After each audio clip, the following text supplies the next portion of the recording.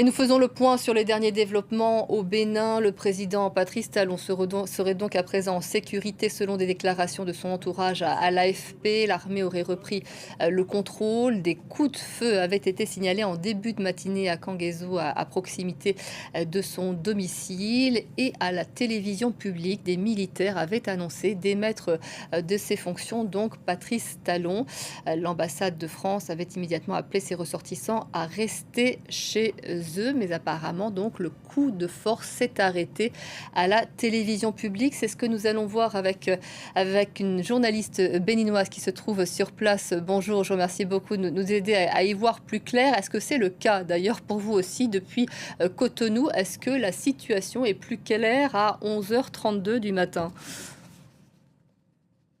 Bonjour, bonjour, j'espère que vous allez bien.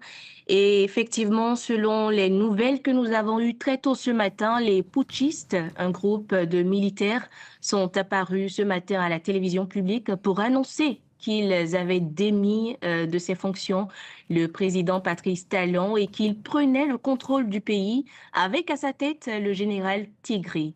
Et l'information était diffusée en boucle depuis très tôt ce matin par un groupe de militaires sur la télévision nationale du Bénin, Bénin TV, jusqu'à ce qu'il y ait tout d'un coup du noir à l'antenne, et ce jusqu'à présent d'ailleurs.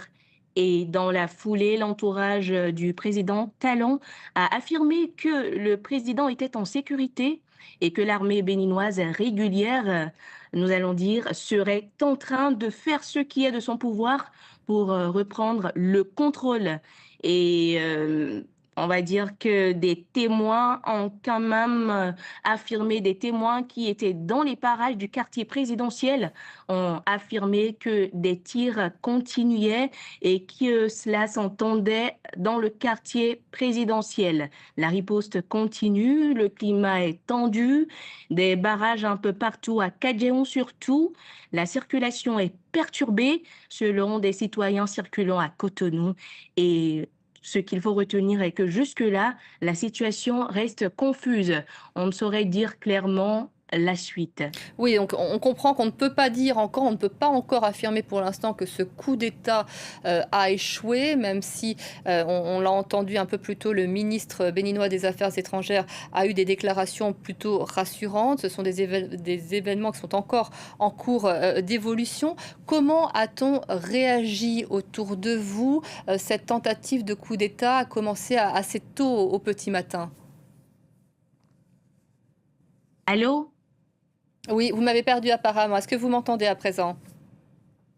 À présent, je vous entends, oui. Je vous demandais comment on avait réagi autour de vous alors que ce coup d'État a débuté au petit matin et que ce coup d'État représente une très forte instabilité pour le pays. Évidemment, les Béninois étaient vraiment dans l'effroi, les citoyens étaient terrorisés. Ça m'appelait de partout et ça appelait ses proches de partout pour comprendre ce qui se passait réellement. Et puis,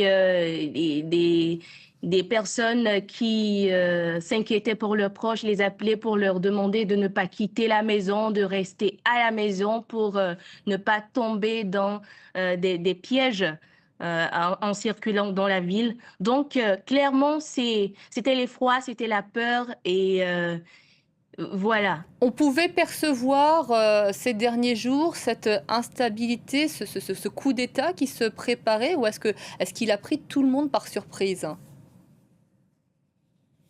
Non, on n'a rien vu venir.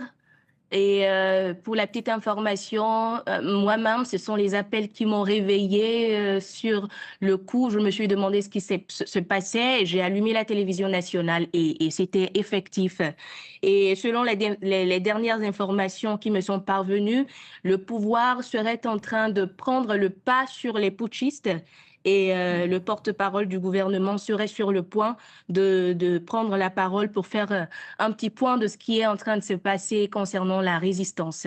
Je vous remercie beaucoup. Effectivement, on imagine les Béninois dans l'attente de cette déclaration et de mieux comprendre en quoi consistent ces derniers développements. Donc apparemment, ce coup d'État s'est arrêté à la télévision publique, mais il y a encore un rapport de force, des affrontements, puisque vous le disiez, des coups de feu ont encore été entendus entre putschistes putschistes et forces loyalistes. C'est une information qu'on va continuer de suivre, bien évidemment, tout au long de la matinée.